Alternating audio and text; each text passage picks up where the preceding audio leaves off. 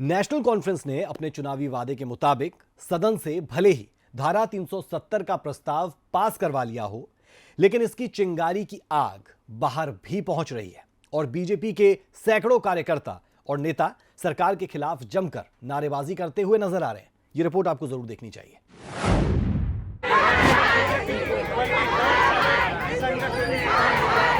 NC की और PDP जो इसको सपोर्ट कर रही है, धारा 370 दोबारा लाने की कोशिश कर रही है। मैं अपने समुदाय की तरफ से इस चीज को कंडेम करता हूँ। हमारे गोरखा समुदाय की कभी ध्यान नहीं दिया। शेख अब्दुल्ला, फारूक अब्दुल्ला, उन्होंने कभी हमारे छोटे छोटे समुदाय की तरफ कभी ध्यान आकर्षित नहीं दिया। इन्होंने इसी बेस पे ये इलेक्शन जीता है एनसी ने कि हम 370 वापस लाएंगे।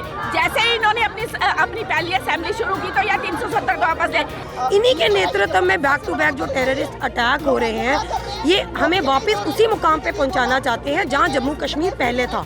इनको ये चीज बर्दाश्त ही नहीं है कि किस तरह भारतीय जनता पार्टी के नेतृत्व में हमारा जम्मू कश्मीर 370 हटने के बाद किस तरह सशक्त हुआ था। जम्मू कश्मीर में धारा 370 की वापसी के प्रस्ताव पर बीजेपी को छोड़कर थोड़ी बहुत मतभेद के साथ सरकार को सभी दलों का समर्थन मिला है। लिहाजा इस प्रस्ताव को सरकार ने आसानी से पास भी करा लिया है। लेकिन आगे की राह इतनी आसान नहीं रहने वाली है, क्योंकि जम्मू कश्मीर में बीजेपी दूसरी सबसे बड़ी पार्टी है और धारा 370 को लेकर सदन से लेकर सड़क तक बीजेपी कार्यकर्ताओं ने जमकर प्रदर्शन किया।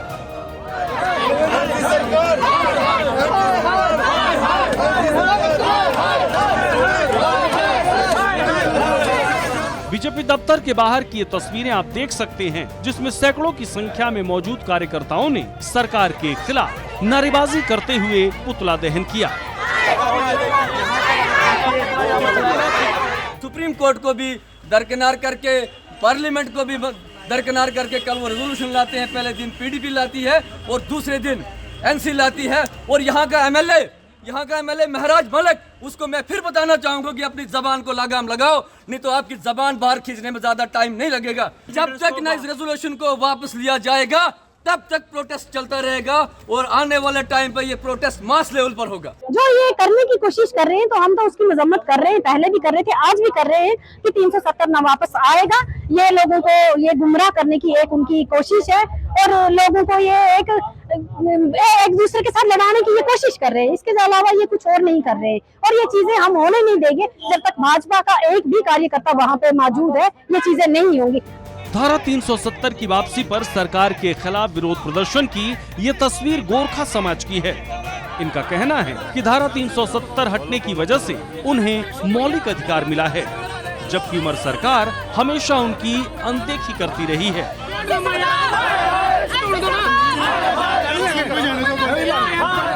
काफी समय के बाद मोदी सरकार ने एक अवसर दिया था, एक समान अधिकार दिया था कि हम उठकर फिर दोबारा अपने अधिकारों का प्रयोग कर सकें, जिसमें हम अपने इलेक्शन में पार्टिसिपेट कर सकें, अपने दूसरे किसी भी अन्य चीज में हम भाग ले सकें। ये 370 हटने के बाद हमें ये अवसर मिला था। आज हम अपने पूरे समाज के साथ वोट देने का अधिकार हमें प्राप्त था। लेकिन ये जो सरकार है, एनसी की और पीडीपी जो इसको सपोर्ट कर रही है, धारा 370 दोबारा लाने की कोशिश कर रही है। मैं अपने समुदाय की तरफ से इस चीज को कंडेम करता हूँ। हमारे गोरखा समुदाय की कभी ध्यान नहीं दिया। शेख अब्दुल्ला, फारूक अब्दुल्ला, उन्होंने कभी हमारे छोटे छोटे समुदाय की तरफ कभी ध्यान आकर्षित नहीं दिया। आज जो धारा 370 और 35 से 5 अगस्त 2019 में जो उन्होंने तोड़ा माननीय प्रधानमंत्री मोदी जी ने, तब जाके हमें हमारे मौलिक हक मिला।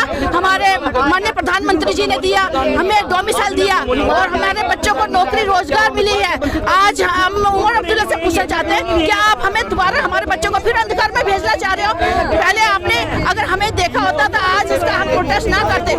जम्मू कश्मीर विधानसभा से बीजेपी विधायकों को बाहर किए जाने और धारा 370 वापसी का प्रस्ताव पास किए जाने पर बीजेपी महिला मोर्चा ने भी अपना मोर्चा संभाला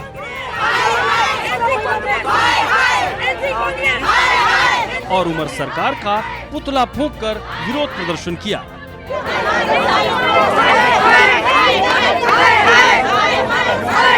स्टेट में हमने 7 अगस्त 2019 में ये हट गया था।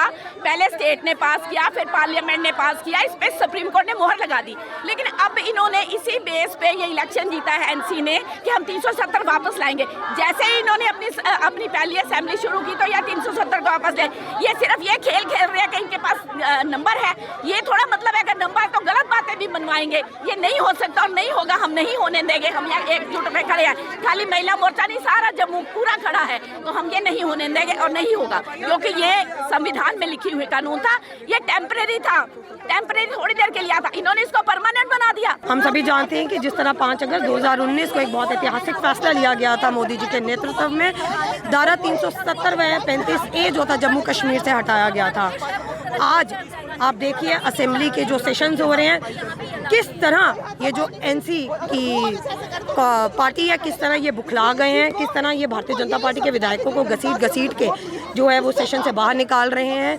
ये इनकी मानसिकता दर्शाती है कि ये लोग कभी चेंज नहीं हो सकते हैं। ये लोग सिर्फ आतंकवादियों को रेड कारपेट पे रखना चाहते हैं और रोज़ हमारे यहाँ पर कोई ना कोई घर जो है वो सूना है। इन्हीं के नेतृत्व में बैक टू बैक जो टेररिस्ट अटैक हो रहे हैं, ये हमें वापस उसी मुकाम पे पहुंचाना चाहते हैं जहां जम्मू कश्मीर पहले था। इनको ये चीज़ बर्दाश्त ही नहीं है कि किस तरह भारतीय जनता पार्टी के नेतृत्व में हमारा जम्मू कश्मीर 370 हटने के बाद किस तरह सशक्त हुआ था। ये लोग इस चीज़ को बर्दाश्त ना करते हुए दोबारा से आतंकी हमले कर रहे हैं और भारतीय जनता पार्टी के विधायकों को घसीट के बाहर निकाल रहे हैं। कुल मिलाकर 370 से निकली चिंगारी की आग अभी बुझती नहीं दिख रही है और आने वाले दिनों में बीजेपी का प्रदर्शन और उग्र होता दिख रहा है।